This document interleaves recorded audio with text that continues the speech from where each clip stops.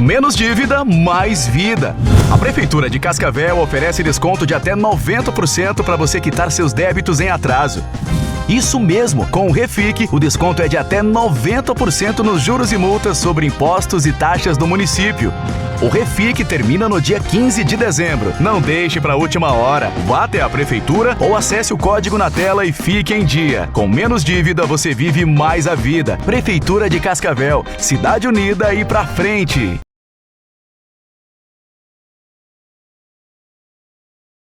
Minhas caras amigas internautas, meus caros amigos internautas, leitores e leitoras da Gazeta do Paraná. Bom, eu quero começar nesse momento trazendo uma boa notícia. Uma boa notícia que certamente irá terminar definitivamente com uma má notícia. O presidente da Câmara dos Deputados, o deputado Hugo Mota, está anunciando aí, aos 4 cantos do país, que vai privilegiar, que vai dar rapidez na votação de um projeto de lei cujo objetivo é proibir esta sem-vergonhice que as empresas aéreas estão querendo fazer mais uma vez com os usuários do transporte aéreo. Vocês todos devem saber, essa notícia correu o país, essa notícia está no exterior, inclusive. Elas inventaram aí uma história, porque essas empresas aéreas são 3 no Brasil.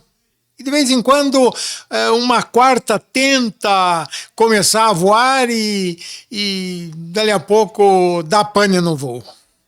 Mas são 3. Gol, Latam e Azul. E nenhuma outra entra aqui. Nenhuma outra entra para oferecer serviços de voos domésticos, quer dizer, serviços de voos dentro do Brasil.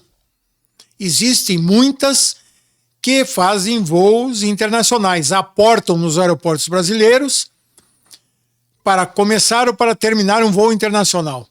Mas outras companhias, além dessas 3 e meia, às vezes 4, volta para 3, não entram, não podem. Porque as empresas aéreas também fazem parte de uma das muitas quadrilhas. Elas formaram uma quadrilha, e não é de agora, é de décadas, para dominar o transporte aéreo no Brasil e só elas explorarem. E os governos todos, eu quero aqui dar um beneplácito aos governos. Eles são vítimas desse absurdo praticado pelas empresas aéreas. Não tem concorrência, e não tendo concorrência, elas dominam o mercado, e dominando o mercado, elas impõem todas as condições que querem. Bom, basta ver o preço de uma passagem no Brasil. É um roubo. É um roubo praticado pela quadrilha das empresas aéreas. Basta ver como elas tratam os passageiros, com desdém, daquele jeito assim, ó. Não aceito reclamação, se quiser desse jeito, então caia fora, não voe. Claro, são só 3. As pessoas precisam se locomover com rapidez, e essa rapidez implica no transporte aéreo. Aí tem que pagar o preço da passagem que eles querem, se submeter a voar nos horários que eles querem, e muitas vezes ficar em aeroportos depois de terem feito inclusive o check-in, prontos para embarcar, esperando voos que são cancelados, que estão atrasados, e ninguém explica nada, ninguém dá nenhuma satisfação. Além do mais, e daí o problema não é delas, mas diz respeito à utilização da estrutura de transporte aéreo no país. Vejam quanto custa, minhas caras amigas, meus caros amigos, você utilizar o serviço de um aeroporto. Basta querer tomar um cafezinho, Vou repetir aqui algo que eu tenho dito e repetido por aí afora e que se repete em todos os aeroportos do país. Um dia fiz uma escala em Campinas e enquanto esperava a retomada da minha viagem, vi ali numa cafeteria do aeroporto café e pão de queijo. Cheguei no balcão, disse, olha, eu quero um café. E um pão de queijo. Ah, pois não. Quero pagar. Sim, R$34. Não é mentira, não. Não é conversa minha, não. R$34 por uma xícara de café e um pão de queijo. Um pão de queijo. Bom, muitos de vocês que estão nesse momento me ouvindo, me assistindo, já devem ter pensado, é roubo mesmo. É roubo. Uma xícara de café e um pão de queijo, R$34? É roubo. Mas em qualquer aeroporto do país é assim. E um dia eu fui perguntar para o proprietário ali, o gerente de uma dessas cafeterias, digo, escuta, mas não é muito caro? Como é que vocês conseguem praticar um preço? Como é que vocês conseguem não serem alvejados pelos crimes contra a economia popular? Porque isso é um crime contra a economia popular. O problema é o seguinte, diz o proprietário da lanchonete para mim, crime contra a economia popular é o que o governo faz conosco. O aluguel que é cobrado de uma loja como esta minha aqui é 3, 4 vezes mais do que o aluguel cobrado pelo mesmo espaço fora do aeroporto. Então, para poder manter o negócio, é preciso elevar os preços. É verdade. Infelizmente, isso é verdade. Tudo nesse país, tudo, aquilo que é de mal, aquilo que prejudica a população, tem origem nos governos. E agora, mais do que nunca, sendo que a gente nota e vê que os governos estão entregues às quadrilhas. É a quadrilha do transporte aéreo, a quadrilha do pedágio, a quadrilha dos bancos, a quadrilha dos laboratórios, dos remédios, e tem uma subquadrilha, que é a quadrilha das farmácias. Alguém há de explicar? O governo precisa explicar. Como é que em cada esquina tem uma farmácia? Dá lucro? Dá tanto lucro assim? Ou tem coisa por trás disso? Mas o governo não explica nada. O governo fica quieto. Fica quieto por várias razões. Não quer enfrentá-los, sabe que uma briga contra essa gente pode custar o poder. Também não quer enfrentá-los por uma razão muito simples. Deixem que cobrem. Deixem que roube da população, porque quanto mais cobrarem, mais impostos pagam. Cretinice isso, não é? Governo cretino. Mas quero voltar à questão do projeto de lei que o Hugo Mota disse que vai pôr para votar essa semana. Esse projeto de lei proíbe a quadrilha das empresas aéreas no Brasil de cobrarem o absurdo que eles inventaram.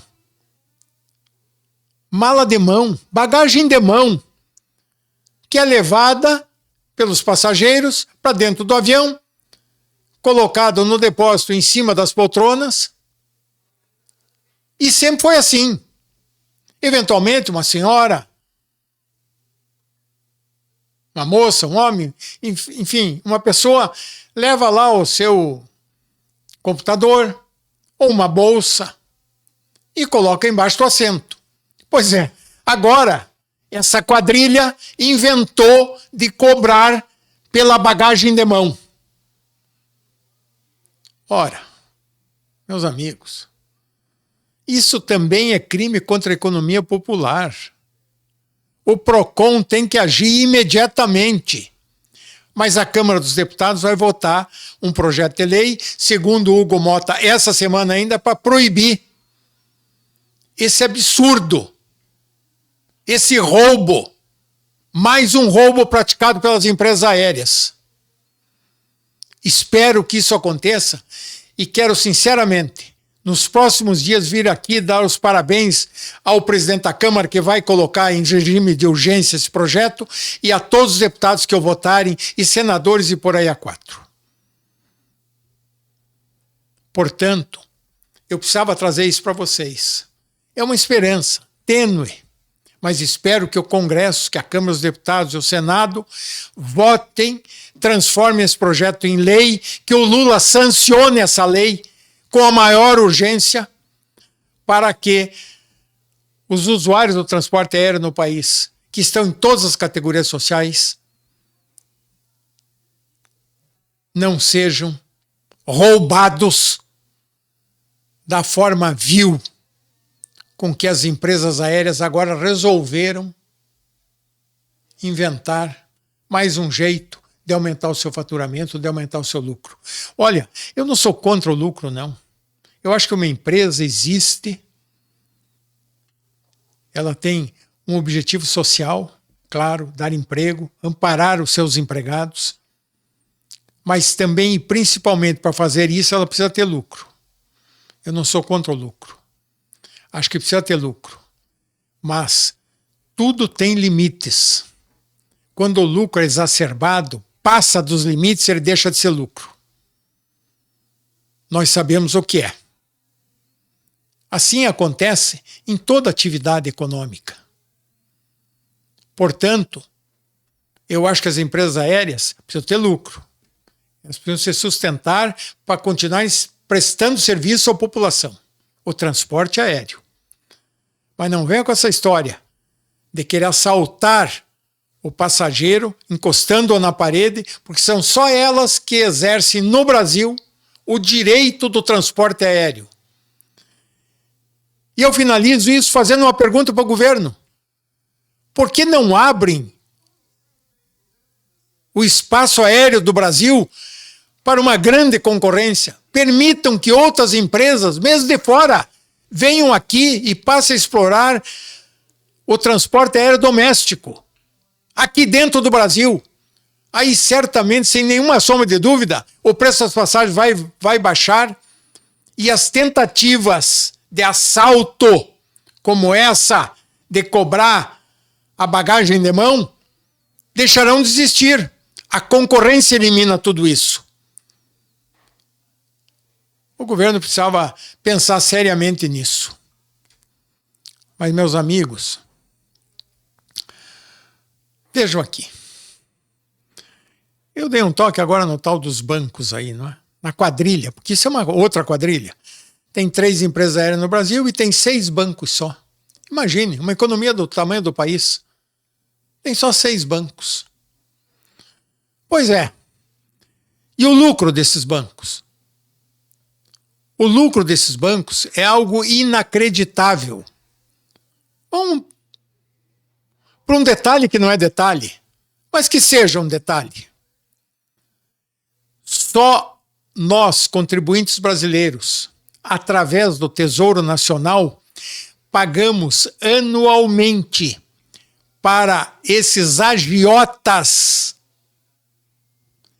mais de 700 bilhões de reais de juros.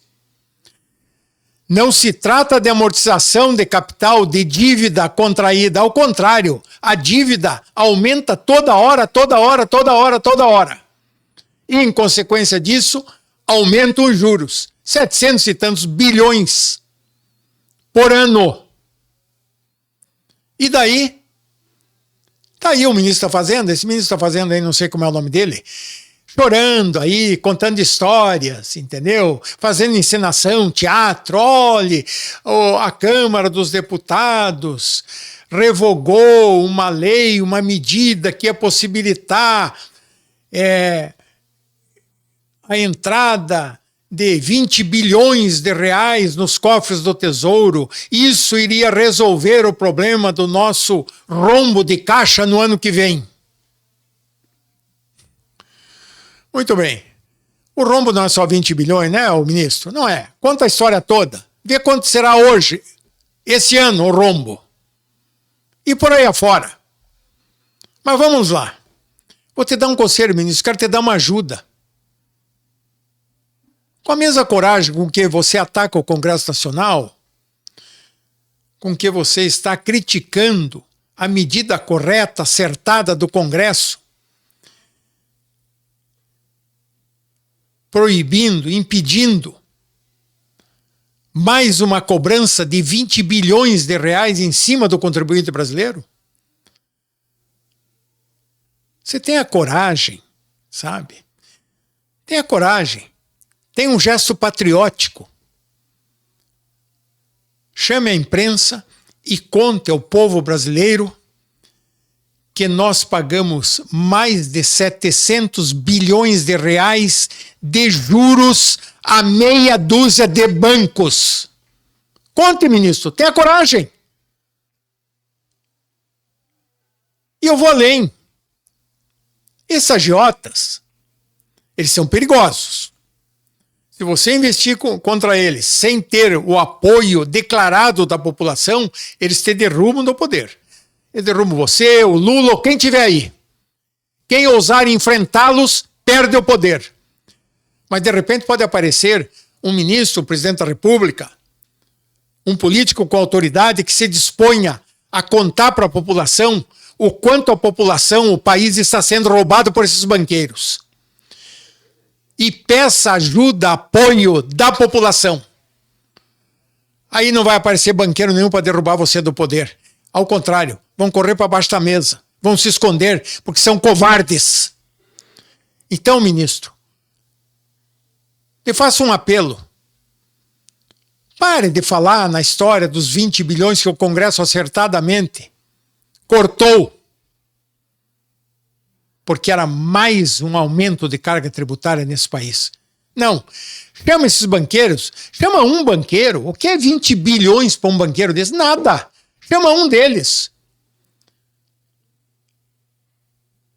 E comece pedindo para ele uma contribuição de 20 bilhões.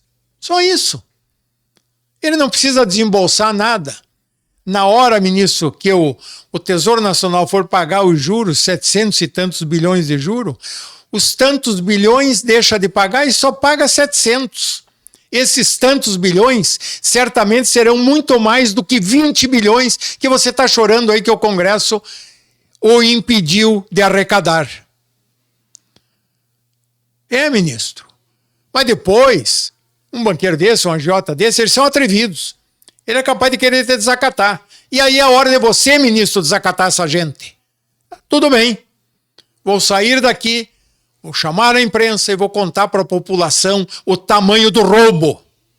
E pode saber que as pessoas, os contribuintes, a sociedade brasileira vai ficar do teu lado, ministro. E eles vão, mais do que depressa, quando sentir a pressão popular na frente das suas agências, das suas sedes de bancos, eles vão te procurar para te dar os 20 bilhões e até mais. Por isso, ministro, precisamos mudar a metodologia, a forma de tratar essas pessoas. Ou eles pensam que fazem 50, 100 anos que roubam do Brasil e que podem continuar roubando. Que nunca vai aparecer um administrador público que diga, para por aí. Isso é demais. Pagamos 700 e tantos bilhões de reais de juro todo ano para banqueiro, cujas fortunas são imensuráveis. Enquanto isso, deixamos a nossa população mais pobre perecer por falta de saúde, educação, saneamento básico. Olhe, um dia desse um engenheiro da Sanepar me disse o seguinte, Marcos, se houvesse um investimento de 200 bilhões de reais em saneamento básico no país, em muito pouco tempo, todas as casas do país estariam atendidas por esgoto sanitário, por água tratada, e não teríamos esse índice enorme de perecimento de vidas, de doenças causadas à população por falta de saneamento básico. Ministro, apelo para você de novo. 700 bilhões de juros, 700 e tantos, tome lá os 20 deles agora. E em seguida, tome os 200 bilhões deles para aplicar em favor da população, em saneamento básico, ministro. Faça isso. Faça isso. E chame a população para te apoiar, para estar junto com você. Eu espero, realmente, que um dia isso aconteça nesse país. Espero que um dia um administrador público tenha a coragem necessária para chamar o povo, mostrar a realidade do país, a realidade econômica do país, e apontar os caminhos, a solução. Entre elas, a principal é deixar de sermos extorquidos pela quadrilha dos bancos. Fiz esse apelo a você, ministro.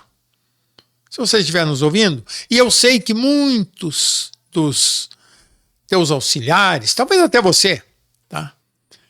Muitos dos graduados funcionários da administração pública nos acompanham. Gazeta do Paraná, leia, a Gazeta do Paraná está na internet, sai para o mundo, não é? O nosso site, o .g, e esses programas aqui nesse Gcast. Portanto, espero ter dado uma contribuição, ministro. Espero, sinceramente, ter dado uma contribuição.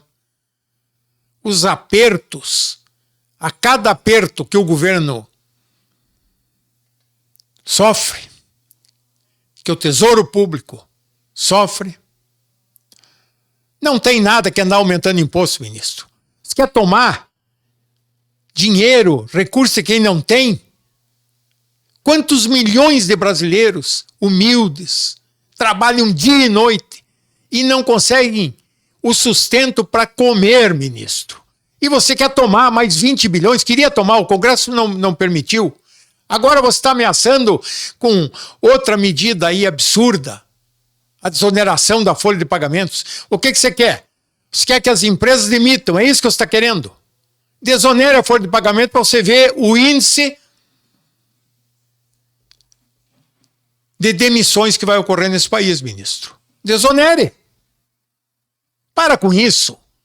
Para de trabalhar, para de agir contra o interesse da população. Haja um pouquinho sim, ó, contra o interesse dos agiotas banqueiros. Faça isso, ministro.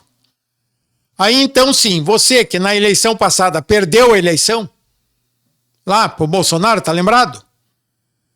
Se você fizer umas poucas coisas assim, praticar umas poucas ações como essas, você terá o apoio da população. Aí você pode disputar o cargo de presidente da República. Mas é preciso antes, ministro, cuidar, salvaguardar, proteger a população, principalmente os mais humildes, os mais pobres, que são os que mais pagam. Porque essa história de dizer que agora vem aí uma justiça fiscal, que os que menos ganham vão pagar menos, tudo isso é conversa fiada. Tudo isso é conversa fiada. Tá? Porque um país que tem uma dívida astronômica como a nossa com esses banqueiros, entendeu? Não pode ficar contando esse tipo de histórias. Não, a reforma agora. Que reforma? Mudaram tudo para não mudar nada. Aliás, mudaram tudo ainda para beneficiar aqueles que historicamente se beneficiam e sangriam a nação. Meus amigos, minhas amigas, quero pedir desculpas para vocês, quero encerrar aqui, posso ter exagerado um pouco, mas é o que eu sinto.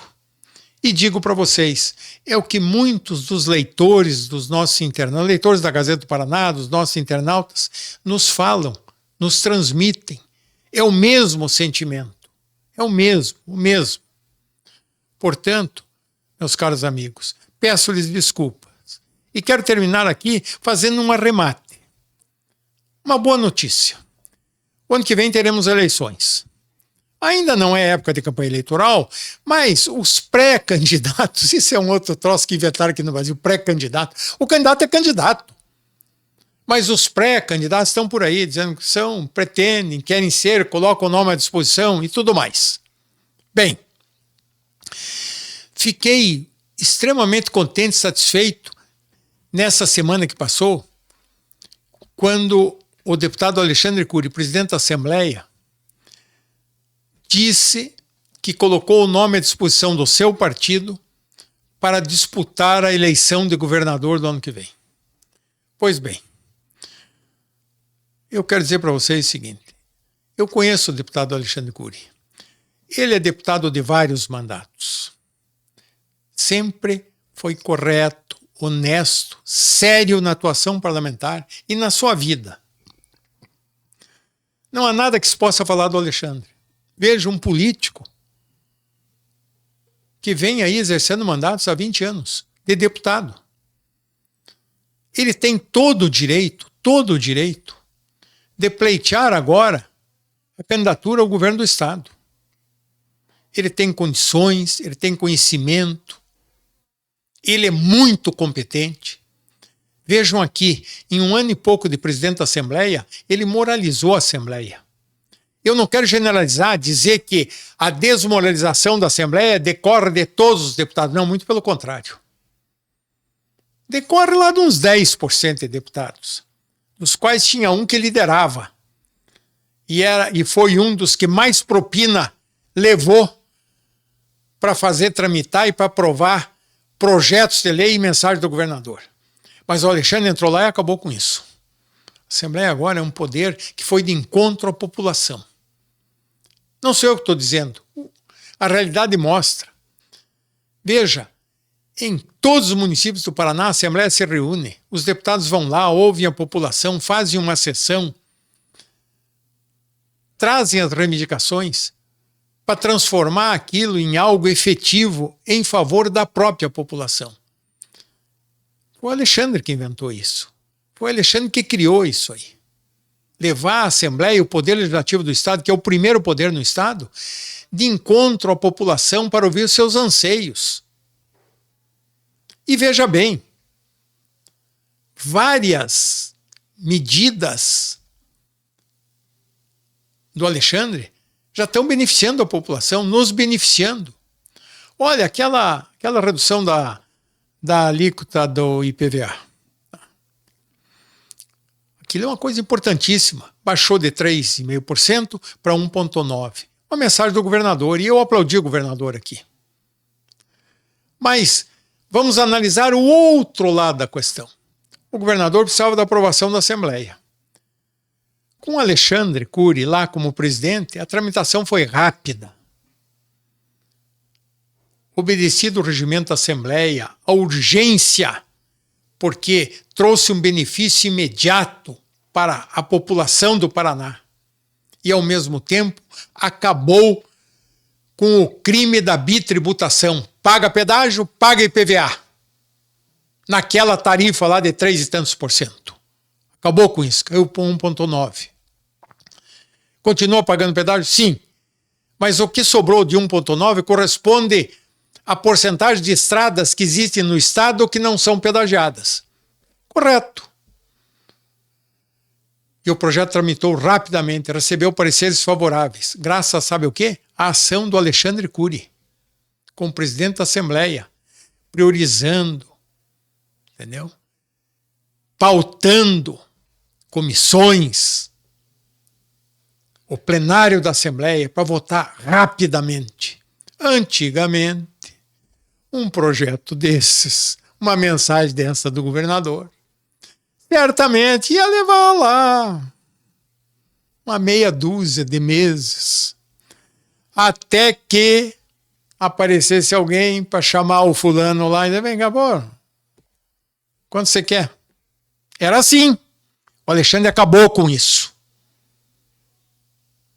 Pois bem, agora, esse outro projeto que beneficiou em milhares de famílias no estado,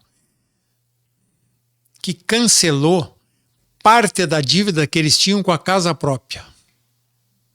Ora, isso é da maior importância. Quantas milhares de famílias foram beneficiadas com essa lei? Essa lei passou em uma semana, 10 dias, na Assembleia. Quando antes ela ficava lá, sabe como é que é, né? Ficava lá e já aparecia alguém para criar uma certa dificuldade e tal, porque ali na frente ele ia vender a facilidade da aprovação da lei. Acabou. Acabou. O Alexandre acabou com essa imoralidade. A Assembleia hoje trabalha, legisla a favor da população e com a urgência e a necessidade que é necessária. Acabou aquela história. Não, olha, essa vírgula não está bem colocada aqui. Tá, mas então muda a vírgula. Tal, mas vai levar uns 15 dias. Era assim. Por isso que o Alexandre merece a nossa atenção. Ele sendo governador do estado, podem saber, meus amigos, ele vai implantar uma nova sistemática na administração. E essa sistemática é aquela voltada para o interesse da população, em todos os seus aspectos. Fiquei contente do Alexandre dizer que pode ser candidato a governador. Fiquei muito contente.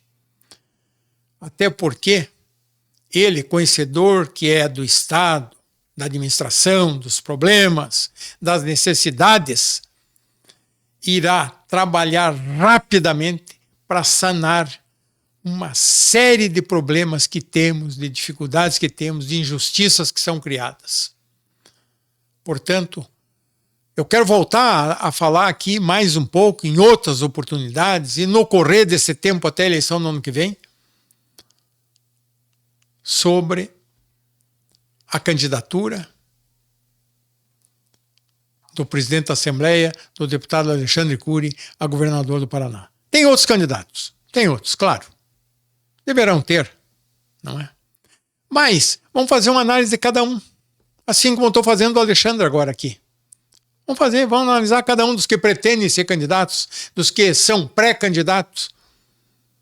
Vamos analisá-los e vamos contar para vocês aquilo que nós sempre contamos. Nós sempre pautamos o jornalismo da Gazeta do Paraná e dos seus veículos, Gcast, o nosso site, em notícias verdadeiras, corretas. Contem conosco e fiquem com Deus.